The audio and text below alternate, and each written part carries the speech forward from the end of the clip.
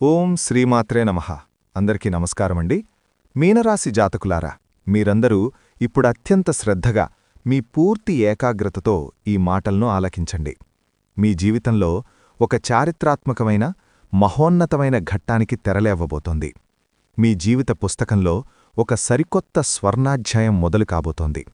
ముఖ్యంగా ఈ 4 రోజులలో, అలాగే తరువాత ఆ పై వచ్చే 4 రోజులు గడిచాక మీ జీవితంలో, మీ కుటుంబంలో, మీ గృహంలో సంభవించబోయే శుభ పరిణామాలను చూసి ఇది కల నిజమా అని మీ కళ్లను మీరే నమ్మలేని ఒక అద్భుతమైన స్థితికి మీరు చేరుకోబోతున్నారు. ఈ మాటల్లో ఎలాంటి అతిశయోక్తి లేదు. ఇది కేవలం జ్యోతిష్యశాస్త్రం చెప్పే మాట కాదు. ఇది గ్రహ సంచారాల ద్వారా ఆ మహాదైవం మీకు పంపిస్తున్న అత్యంత శక్తివంతమైన సందేశం. మీనరాశివారి జీవితం ఒక సుదీర్ఘ ప్రయాణంలాంటిది. చిన్నతనం నుంచి వీరు ఎన్నో సవాళ్లనెదుర్కొంటారు. కన్నీళ్లు, కష్టాలు, అవమానాలు అనేవి వీరికి కొత్త కాదు. అవి వారి జీవితంలో ఒక అంతర్భాగంగా మారిపోయాయి. అయినా కూడా వారు ఎప్పుడూ అధైర్యపడరు, వెనకడుగు వెయ్యరు. వీరి చుట్టూ ఉండే కొందరు వ్యక్తులు వీరి ఎదుగుదలను చూసి ఓర్వలేక కుళ్ళు, కుతంత్రాలతో ఎన్నో అడ్డంకులను సృష్టిస్తూ ఉంటారు. అయినా సరే మీనరాశివారు ఆత్మవిశ్వాసాన్ని కోల్పోరు. పైగా అలాంటి సంఘటనలు వారిని మరింత రాటుదేలేలా చేస్తాయి, మరింత పట్టుదలగా మారుస్తాయి. వాటిని అధిగమించడానికి నిరంతరం శ్రమిస్తూనే ఉంటారు. వీరిలో సహజంగానే సమస్యలను లోతుగా విశ్లేషించి వాటి మూలాలను కనుగొని పరిష్కరించే అద్భుతమైన గుణం ఉంటుంది. ఒక సమస్య వస్తే దాని గురించి పైపైన ఆలోచించడం వీరికి నచ్చదు. దాని పుట్టుపూర్వోత్తరాల్ని తెలుసుకుని కాని నిద్రపోరు. పరిస్థితులు ఎంత ప్రతికూలంగా మారినా వాటిని తమకు అనుకూలంగా మార్చుకోవడానికి ప్రయత్నిస్తారు. కష్టాలొచ్చినప్పుడు కృంగిపోవడం వీరి నైజం కాదు. రెట్టించిన ఉత్సాహంతో వాటిని ఎదుర్కొంటారు. ఆ కష్టాన్నే ఒక మెట్టుగా మార్చుకొని పైకెదగాలనే తత్వం వీరిది. వీరికి చాలా కోపం ఉంటుంది. కోపానికి తగినటువంటి అర్థం ఉంటుంది. అనవసరంగా, అకారణంగా వీరు ఎవరిమీదా కోప్పడరు. ఎంత కోపమైతే ఉంటుందో అంత ప్రేమ ఉంటుంది. అంతకు మించిన జాలి ఉంటుంది. కోపంలో కఠినంగా తిడతారండి. కాని ఆ తరువాత అయ్యో ఎందుకలా అన్నావా అని వారికంటే ఎక్కువగా వీరే బాధపడతారు. అలాగే తొందరపడి ఎటువంటి నిర్ణయాలను కూడా తీసుకోరు. బాగా ఆలోచించి అన్నివైపులా బేరీజు వేసుకొని దానివల్ల భవిష్యత్తులో కలిగే మంచి చెడులను అంచనా వేసి కాని ఒక నిర్ణయం తీసుకోరు. ఇక వీరికి తెలివితేటలు, అలాగే ధైర్యం చాలా ఎక్కువగా ఉంటాయి. ఇవి వీరికి దైవమిచ్చిన వరాలు. ఎంత పెద్ద సమస్య వచ్చినా ధైర్యంగా ఎదుర్కొంటారు. బయటకు మాత్రం చూసేందుకు నవ్వుతూ ఉంటారు. ఎంతో ఆనందంగా కనిపిస్తారు. కాని వారి లోపల మాత్రం ఎన్నో కష్టాల అగ్నిపర్వతాలు బద్దలవుతూ ఉంటాయి. బాధల సముద్రాలు పొంగుతూ ఉంటాయి. వాటిని బయటకు కనిపించనీయకుండా ఉండటం వీరికి అలవాటైపోయింది. చిన్నప్పటినుండి కూడా కష్టపడి పైకి వచ్చినవారే తప్ప ఎవరో సహాయం చేస్తే వీరు ఎదగలేదు. ఎన్నో అవమానాలు పడ్డారు. ఎన్నో నిందలు మోశారు. నా అనుకున్నవాళ్లే, ప్రాణానికి ప్రాణంగా చూసుకున్నవారే వీరిని చాలా దారుణంగా మోసాలు కూడా చేశారు. వెన్నుపోటు పొడిచారు. ఆ గాయాలు జీవితాంతం వీరిని వెంటాడుతూనే ఉంటాయి. అయినా వీరికి చాలా మంచి జీవితం ఉంటుంది. ఎందుకంటే వీరి మనసు బంగారంలాంటిదే. జీవితంలో ఏదైనా సాధించాలని చెప్పి అనుకుంటూ ఉంటారు. దానికోసం ఎంతగానో కష్టపడతారు. ఎంతటి త్యాగానికైనా సిద్ధపడతారు. అందుకే విధి కూడా వీరి ముందు తలవంచాల్సిందే. వీరిలో ఉండే విశ్లేషణాత్మక స్వభావం, సమస్యలను పరిష్కరించే అమోఘమైన సామర్థ్యం వీరిని జీవితంలో ఎప్పటికైనా ముందుకు నడిపిస్తాయి. అందుకే వీరు తాత్కాలికంగా కిందపడినా శాశ్వతంగా అక్కడే ఉండిపోరు. మళ్లీ పుడతారు. మరింత తేజస్సుతో ప్రకాశిస్తారు. ఇక మీనరాశివారి గుణగణాల గురించి మాట్లాడుకుంటే వీరు చాలా మంచి మనసున్న వ్యక్తులు. వీరి హృదయం వెన్నలాంటిది, కల్మషం లేనిది, స్వచ్ఛమైనది. ఇతరులు కష్టాల్లో ఉంటే చూసి చలించిపోతారు. వారి బాధను తమ బాధగా భావిస్తారు. తమకున్నంతలోనే ఇతరులకు సహాయం చేయాలనే తపన, హెల్పింగ్ నేచర్ వీరిలో చాలా ఎక్కువగా ఉంటుంది. వీరి దగ్గర 10 రూపాయలు ఉంటే అందులోంచి 5 రూపాయలైనా అవసరంలో ఉన్నవారికి ఇవ్వడానికి వెనుకాడరు. ఈ గుణమే వీరికి దైవరక్షగా నిలుస్తుంది. ఎన్నో ఆపదల నుంచి వీరిని కాపాడుతుంది. అయితే వీరిలో ఒక చిన్న బలహీనత కూడా ఉంది. అది అనుమానం. ప్రతి విషయాన్ని, ప్రతి వ్యక్తిని కొంచెం అనుమాన దృష్టితోనే చూస్తారు. ఎందుకంటే గతంలో వీరు నమ్మినవాళ్ల చేతిలోనే దారుణంగా మోసపోయి ఉంటారు. ఆ అనుభవాలు వీరిని ఎవరినీ అంత త్వరగా నమ్మనివ్వవు. కాని ఆ అనుమానాన్ని పైకి కనిపించనీయరు. తమలో తామే మదనపడుతూ ఉంటారు. ఒక వ్యక్తిని పూర్తిగా అంచనా వేసిన తరువాతే వారిని నమ్మడం ప్రారంభిస్తారు. ఒకసారి నమ్మితే మాత్రం ప్రాణమిస్తారు. వారికోసం ఏదైనా చేస్తారు. ఇది వీరి నైజం. ఈ అనుమానం కూడా వీరికి గతంలో ఎదురైన చెడు అనుభవాల వల్లే వస్తుంది. ఒకసారి మోసపోతే జీవితాంతం ఆ భయంతో ఉంటారు. ప్రతి కొత్త పరిచయాన్ని కూడా పాత గాయాలతో ముడిపెట్టి చూస్తారు. దానివల్ల మంచి మనుషులను కూడా దూరం చేసుకునే ప్రమాదం ఉంది. మీనరాశివారు శుభ్రతకు, అందానికి ఎక్కువ ప్రాధాన్యత ఇస్తారు. తమ పరిసరాలు, తమ ఇల్లు ఎప్పుడూ పరిశుభ్రంగా, పద్ధతిగా ఉండాలని కోరుకుంటారు. తమ ఇంటిని ఎంత చక్కగా, కళాత్మకంగా అలంకరించుకుంటారో తమను తావు కూడా అంతే చక్కగా, ఆకర్షణీయంగా తీర్చిదిద్దుకుంటారు. వీరు ఏదైనా పని మొదలుపెట్టే ముందు 1కి 10 సార్లు ఆలోచిస్తారు. అన్ని కోణాల్లో లోతుగా విశ్లేషించిన తరువాతే ఒక నిర్ణయానికి వస్తారు. ఆవేశంతో, తొందరపాటుతో నిర్ణయాలు తీసుకోవడం వీరికి అస్సలు నచ్చదు. అందుకే వీరు తీసుకునే నిర్ణయాలు చాలా వరకు సరైనవిగా ఉంటాయి. కాని ఒక్కసారి ఒక పనిని మొదలుపెట్టారంటే దాన్ని పూర్తి చేసేవరకు నిద్రపోరు. మధ్యలో వదిలిపెట్టడం, ఆపేయడం వంటివి వీరి డిక్షనరీలోనే ఉండవు. ఎన్ని అడ్డంకులు వచ్చినా, ఎన్ని అవరోధాలు ఎదురైనా వాటన్నింటినీ దాటుకుంటూ ముందుకు వెళ్తారు. ఆ పని పూర్తయ్యేంతవరకు దాని గురించే ఆలోచిస్తారు. దానికోసమే పోరాడతారు. ఈ పట్టుదలే వీరిని విజయతీరాలకు చేరుస్తుంది. ఆలస్యమైనా సరే విజయం వీరిని వరించడం ఖాయం. వీరు మొదలుపెట్టిన ఏ పనైనా అసంపూర్తిగా మిగిలిపోదు. మీనరాశివానికి ఆత్మగౌరవం చాలా ఎక్కువ. తమ కాళ్లమీద తాము నిలబడాలనే కోరిక బలంగా ఉంటుంది. ఇతరులపై ఆధారపడటాన్ని అస్సలు ఇష్టపడరు. అది వారికి తీవ్రమైన అవమానంగా అనిపిస్తుంది. కష్టపడి బ్రతకాలి కాని ఇంకొకరి దయమీద బ్రతకకూడదు అనుకుంటారు. ఒకరు ఇస్తే తినడం, ఒకరి దయాక్షీణ్యాలమీద బ్రతకడం వీరికి నచ్చదు. కష్టమో నష్టమో తాము సంపాదించుకున్న దానితోనే తృప్తిగా జీవించాలని కోరుకుంటారు. గంజినీళ్లు తాగినా సరే గర్వంగా బ్రతకాలనే తత్వం వీరిది. అందుకే సమాజంలో వీరికి ఒక ప్రత్యేకమైన గౌరవం ఉంటుంది. ఇతరులు బాగుపడితే చూసి అసూయపడటం, కుళ్ళుకోవడం వంటివి వీరు చేయరు. పైగా ఇతరులలోని ప్రతిభను గుర్తించి వారిని ప్రోత్సహిస్తారు. నీలో ఈ టాలెంటుంది, నువ్వు దీన్ని నమ్ముకుంటే పైకి వస్తావు అని వారికి సరైన మార్గాన్ని చూపిస్తారు. నువ్వు ఈ రంగంలో చాలా బాగా రాణిస్తావు, ఇలా ప్రయత్నించు, నీ జీవితం బాగుపడుతుంది అంటూ విలువైన సలహాలు ఇస్తారు. అందుకే వీరికి మంచి స్నేహితులు ఉంటారు. అయితే ఆ స్నేహితులలో కూడా ఎవరు నిజమైనవారు, ఎవరు నాటకమాడేవారు అని తెలుసుకోవడానికి చాలా సమయం పడుతుంది. మీనరాశివారు చాలా చురుకైనవారు, కానీ వారి మాటతీరు చాలా మెత్తగా, నెమ్మదిగా ఉంటుంది. ఎవరినీ నొప్పించకుండా, ఇబ్బంది పెట్టకుండా మాట్లాడటంలో వీరు దిట్ట. తమ మాటలతో ఎదుటివారిని ఇట్టే ఆకట్టుకోగలరు. కొత్త పరిచయాలను కూడా చాలా తొందరగా చేసుకుంటారు. కొత్త స్నేహితులతో కూడా ఎన్నో ఏళ్ల పరిచయం ఉన్నట్టుగా కలిసిపోతారు. ఇది వారికున్న ఒక గొప్ప వరం. కాని ఆ తొందరలోనే కొన్నిసార్లు తప్పుడు వ్యక్తులను నమ్మి ఇబ్బందులు పడతారు. వీరికి బంధువులు, స్నేహితులు ఎక్కువగా ఉంటారు. కాని వారిలో ఎవరు మంచివారు, ఎవరు చెడ్డవారు అనే విషయాన్ని గ్రహించడానికి వీరికి చాలా సమయం పడుతుంది. అందరినీ గుడ్డిగా నమ్మేసి ఆ తర్వాత బాధపడే సందర్భాలు వీరి జీవితంలో కోకొల్లలు. ఇక మీనరాశివారిని చూస్తే వీరు కష్టపడడానికే పుట్టారా అనిపిస్తుంది.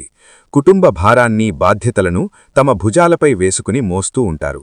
ప్రతి విషయాన్ని తామే దగ్గరుండి నడిపిస్తారు. ప్రతి సమస్యకు తామే పరిష్కారం చూపాలి అనుకుంటారు. వీరిపై ఆధారపడి చాలామంది ఉంటారు. కాని వీరికి అండగా నిలబడేవారు చాలా తక్కువ మంది ఉంటారు.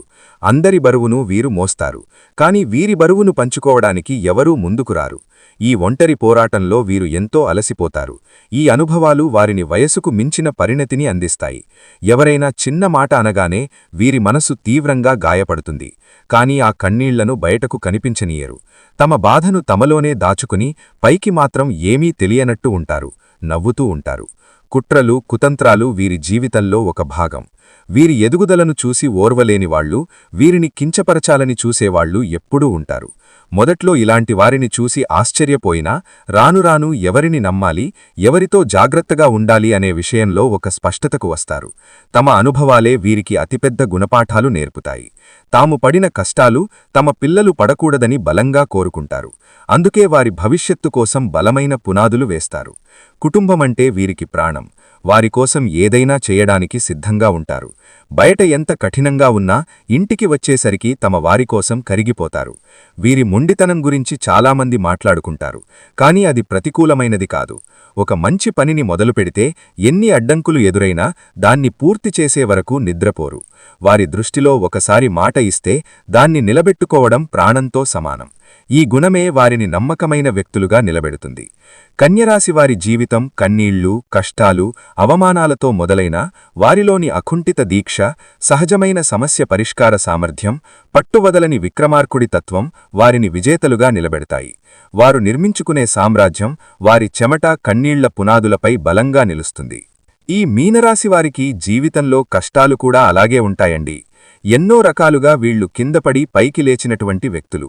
వీరికి ఈ పరిస్థితులు రావడానికి కారణం వారి చుట్టూ ఉన్న మనుషులే. ఈ మీనరాశివారు పుస్తకాలలో నేర్చుకున్న పాఠాల కన్నా కూడా వీరి చుట్టూ ఉన్న మనుషులు నేర్పినటువంటి గుణపాఠాలే ఎక్కువ. మీనరాశివారు స్వతహాగా చాలా సున్నితమైన మనస్తత్వం కలవారు. పైకి గంభీరంగా, కఠినంగా కనిపించినా వారి మనసు వెన్నలాంటిది.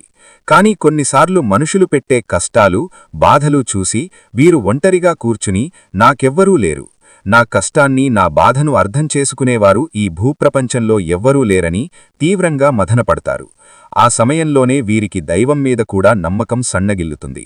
నాకే ఎందుకీ తీరని కష్టాలు, నేను తెలిసి ఏ పాపమూ చేయలేదే, ఎవరికీ అన్యాయం చేయలేదే అని ఆ భగవంతుణ్ణి నిందించిన సందర్భాలు కూడా వీరి జీవితంలో చాలా ఉన్నాయి. ఆవేదనలోంచి వచ్చే మాటలే అవి.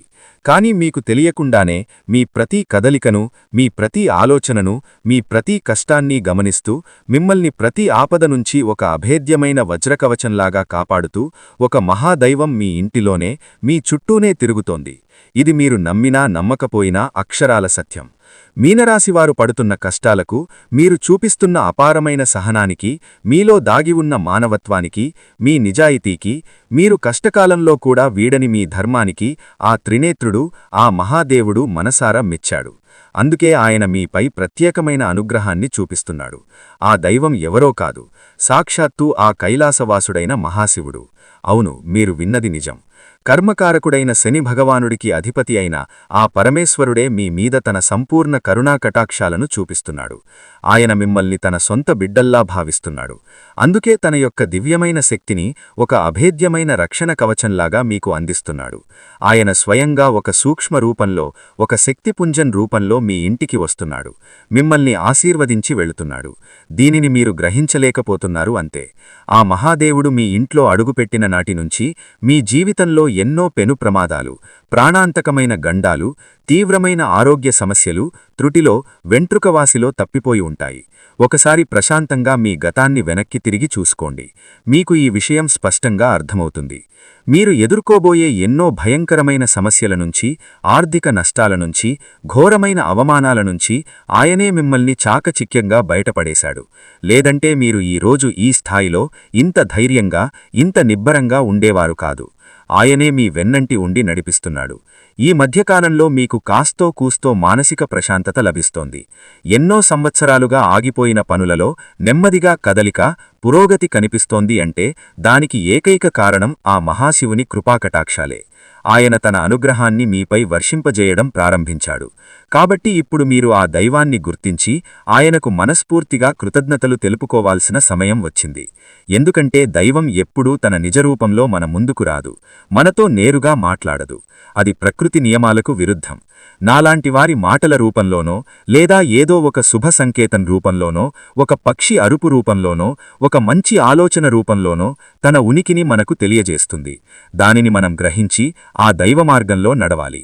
ఎందుకంటే మీనరాశివారికి అనేక కష్టాలను, పరీక్షలను పెట్టే శని భగవానుడిని శాంతింపజేయగల, ఆయనను శాసించగల ఏకైక శక్తి ఆ మహాశివునికి మాత్రమే ఉంది.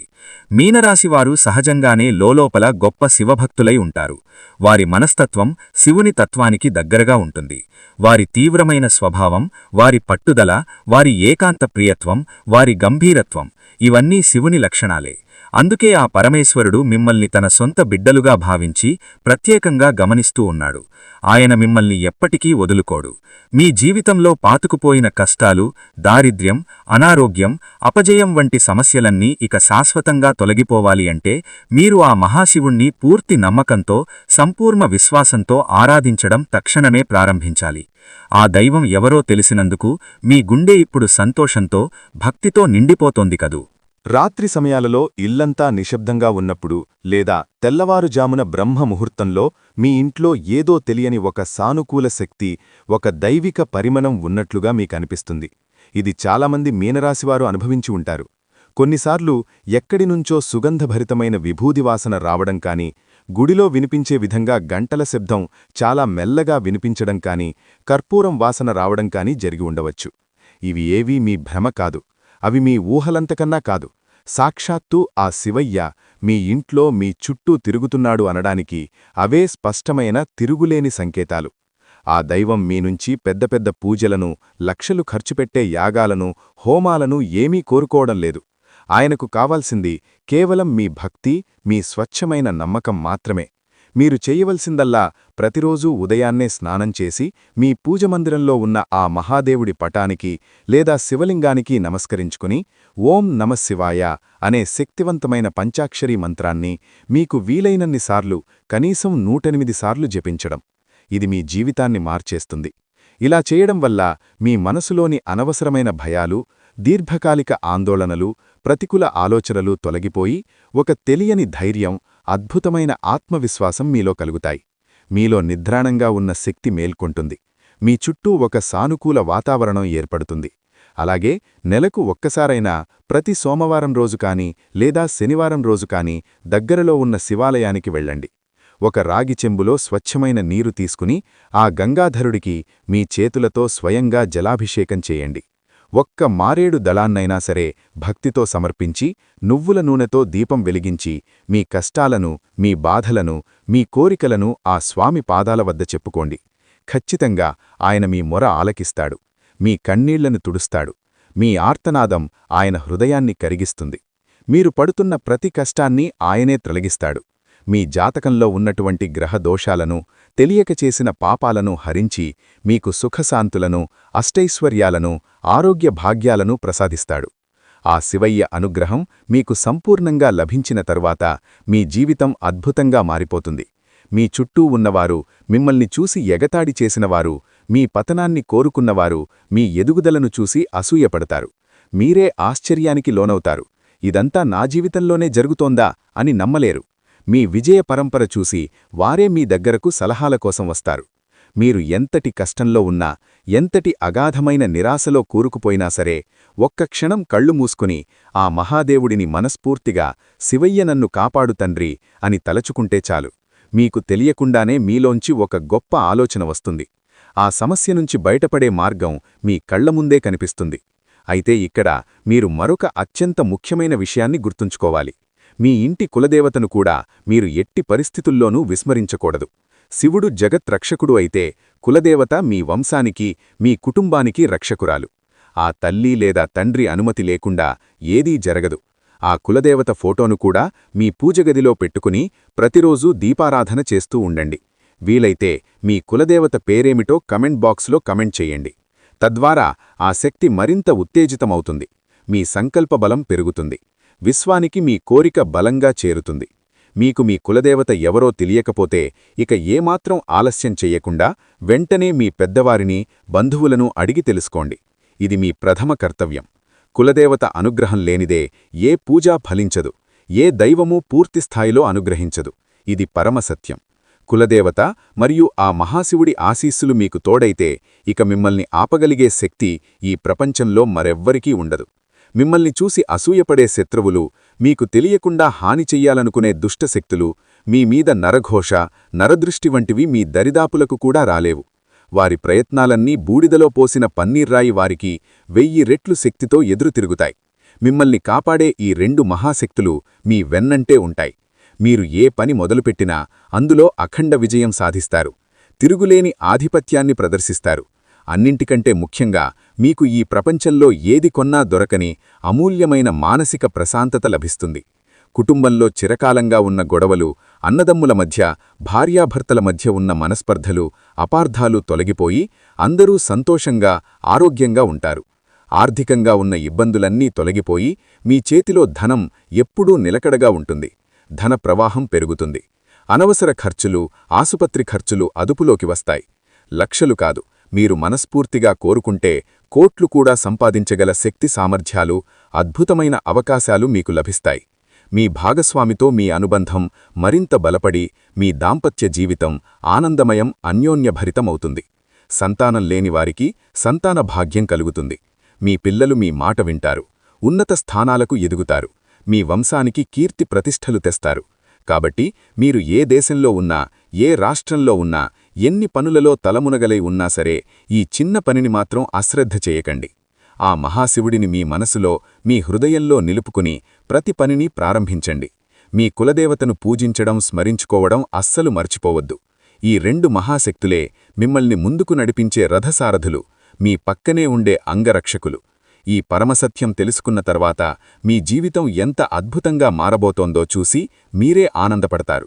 ఇప్పటికైనా ఆ సత్యాన్ని గ్రహించారు కాబట్టి ఇకపై మీ జీవితమంతా శుభమే జరుగుతుంది. ఆ మహాదేవుడు మీ పాపాలను, మీ పూర్వజన్మ కర్మఫలాలను, మీ జాతకంలోని గ్రహదోషాలను అన్నింటినీ తన జటాజోటల్లో బంధించి భస్మం చెయ్యడానికి సిద్ధంగా ఉన్నాడు. మీరు చెయ్యవలసిందల్లా భక్తితో, నమ్మకంతో ఆయనను శరణు వేడడమే. ఇక మీ జీవితంలో పట్టిందల్లా బంగారమవుతుంది. ఇప్పుడు కులదేవత ఆరాధన గురించి మరికొంత వివరంగా తెలుసుకుందాం. కులదేవత అంటే మన వంశవృక్షానికి వేరులాంటిది. వేరు బలంగా ఉంటేనే చెట్టు ఏపుగా, పచ్చగా పెరుగుతుంది, ఫలాలను, పుష్పాలను ఇస్తుంది. అలాగే కులదేవత అనుగ్రహం ఉంటేనే ఆ వంశం వృద్ధి చెందుతుంది. కులదేవతలకు అమావాస్య తిథి అంటే చాలా ఇష్టం. ఆ రోజు వారి శక్తి రెట్టింపవుతుంది. కాబట్టి ప్రతి అమావాస్యకి ఒక్కొక్క నైవేద్యం చొప్పున మొత్తం 11 అమావాస్యలకు మీరు ఒక సంకల్పం చెప్పుకుని ఖచ్చితంగా మీ కులదేవతకు నైవేద్యం సమర్పించారంటే మీకున్నటువంటి కోరికలన్నీ కూడా నెరవేరుతాయి. ఒక అమావాస్యకి పులిహోర, ఇంకొక అమావాస్యకి చక్కెర పొంగలి, మరో అమావాస్యకి దద్దోజనం, ఆ తర్వాత గారెలు, పరమాన్నం, కొబ్బరి అన్నం, ఇలా మీకు తోచిన మీ శక్తికి తగిన నైవేద్యం సమర్పించండి. ఆ విధంగా 11 అమావాస్యలు కనుక మీరు మనస్ఫూర్తిగా మీ కులదేవత యొక్క ఆరాధన చేశారంటే మీకు ఎటువంటి ఆర్థిక, ఆరోగ్య, కుటుంబ ఇబ్బందులు మీ దరిదాపుల్లోకి కూడా రాకుండా ఆ తల్లి లేదా తండ్రి మిమ్మల్ని కాపాడుతుంది. మీ కులదేవత గురించి ఖచ్చితంగా తెలుసుకోండి. ఆ దైవం యొక్క చరిత్రను, పూజా విధానాలను, ఇష్టమైన నైవేద్యాలను పెద్దవారిని అడిగి తెలుసుకోండి. కులదేవత ఆరాధన నిత్యమూ చేసుకుంటూ ఉంటే ఆ వంశాన్ని కాపాడే తల్లి లేదా తండ్రి అనుగ్రహం చేత మీరు ఏదైతే మనస్ఫూర్తిగా కోరుకుంటున్నారో అవన్నీ అప్రయత్నంగా మీరు అడగకముందే నెరవేరుతాయి. కులదేవత యొక్క సంపూర్ణ అనుగ్రహం కలిగిందంటే మీరు అన్ని రకాలైనటువంటి ఐశ్వర్యాలు, సుఖ సంతోషాలు పొందుతారు. మీరు మీ కులదేవత గురించి ఖచ్చితంగా తెలుసుకోండి. ఆరాధన చేసిన తర్వాత మీ జీవితంలో కలిగిన అద్భుతమైన అనుభవాలను, మీరు పొందిన శుభ ఫలితాలను 10 మందికి తెలియచేయండి. అది కూడా ఒక రకమైన పుణ్యసేవయే.